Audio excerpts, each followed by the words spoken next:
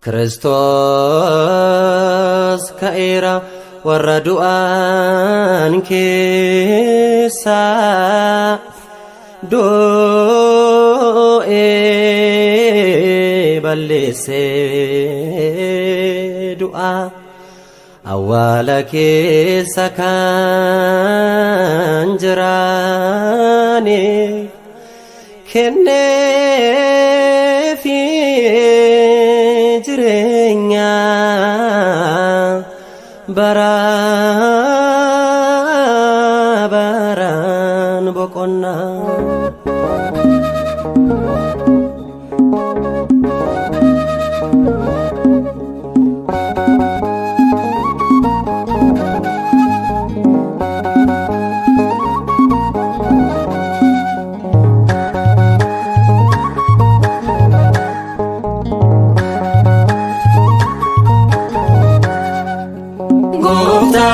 Yesus do'amoe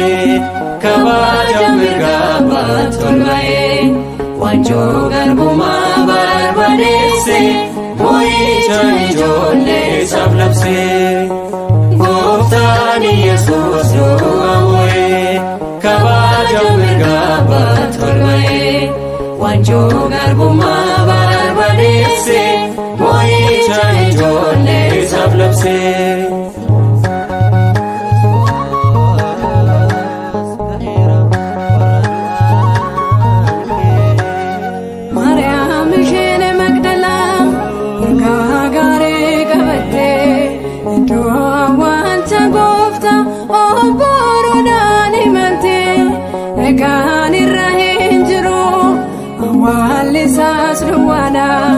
Anggae kan nafne Yesus jiratana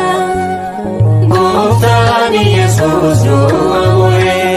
kabaja mirgabat tolbae wanjo garbuma barbadese mo'icha ijolle sablabse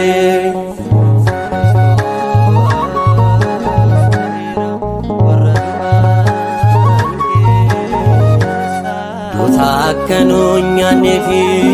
arfi dua cacabse gatiin nurra hinjiru guma keenya nuuf baase galmee Si'ool diigame karree Tsiyoon baname bojuun badee deebi'ee nageenyi lallabame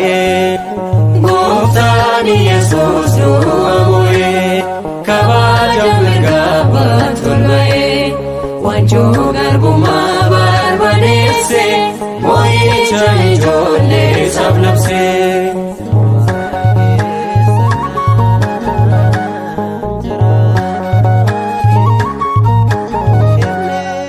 Angawani huda daban wali galani imbata sofatini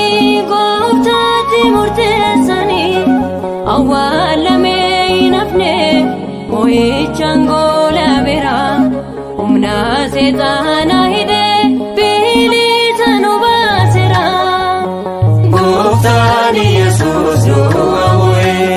kabaja mirgabat tolbae wanjo garbuma barbadese mo'icha ijolle sablabse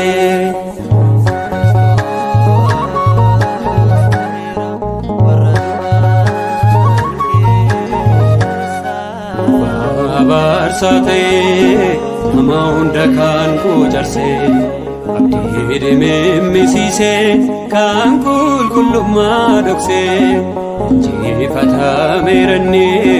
nama sanoon argatu idda dhiigaa lakkaa'ee dhalootan galaafatu. Goftani Yesus do'amoe